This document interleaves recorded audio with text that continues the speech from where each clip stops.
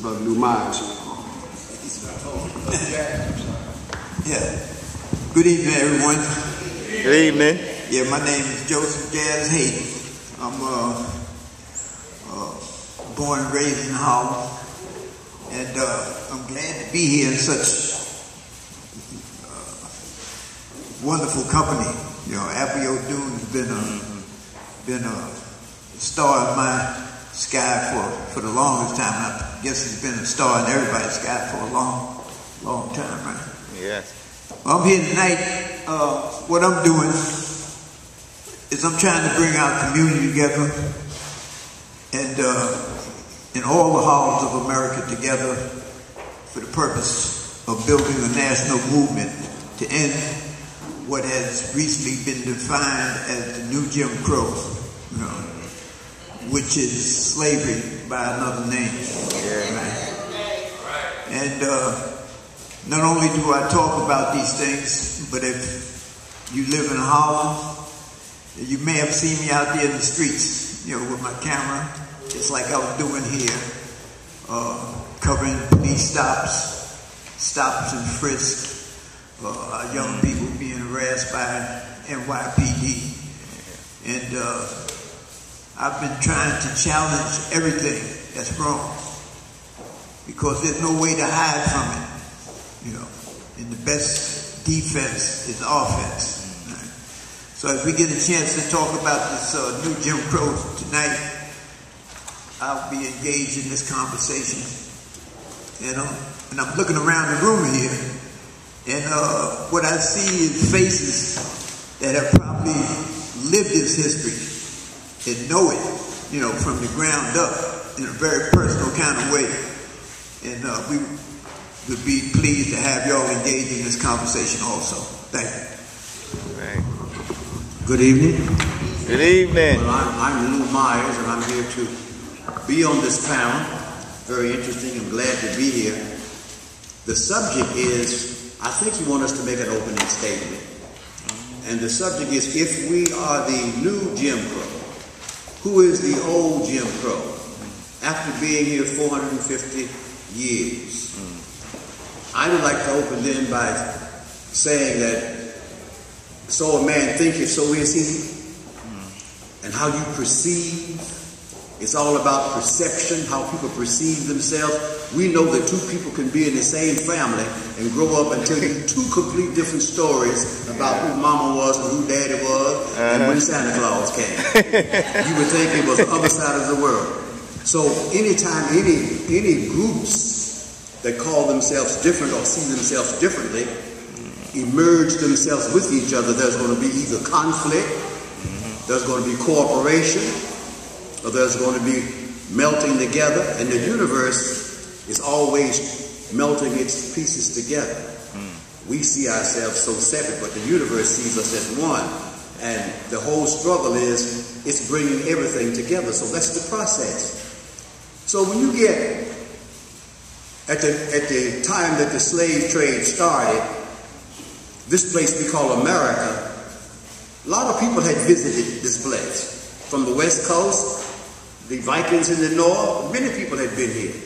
Columbus wasn't the first one, but he did get credit for discovering America. The writers of that time gave him credit. Here's what they were really doing. They were giving him the economical credit.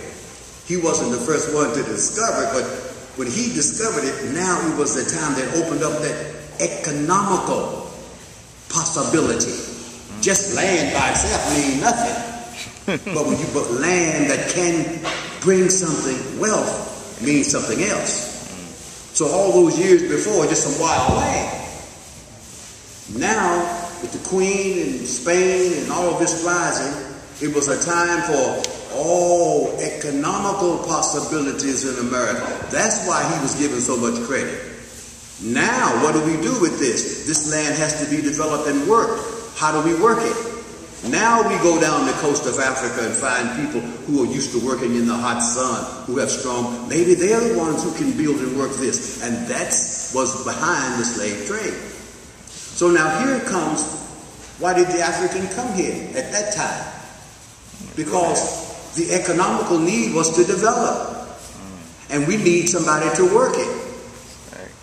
Let's go get those people who are dancing in the hot sun. They can make it. They can cut down trees because they are the ones. And that started the slave trade. So then what you did, you brought in a people by force into another group of people. Now the European who had come here, and I'm going to cut this is my introduction.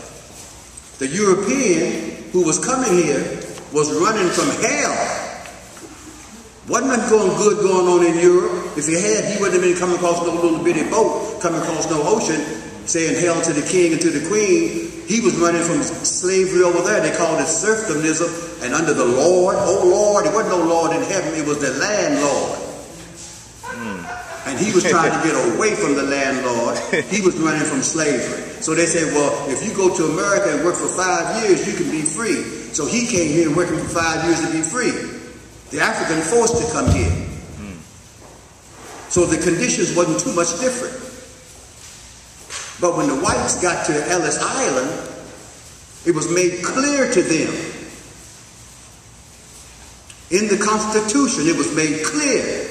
The African people are only 3/5 of a man. It ain't about no Jesus, no God, no Muhammad. You're only 3/5 of a man, period.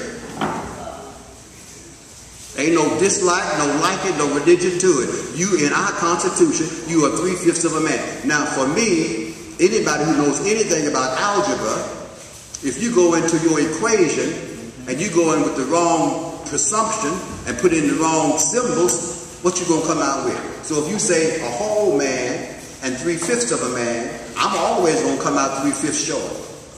But in my equation, there's a whole man and a whole man. Because God didn't make no half a spirit, no half a man. So your algebra is wrong. Everything you think about me is going to be wrong because you put me in the equation as 3/5 of. So I can't trust anything you say about how you're going to treat me.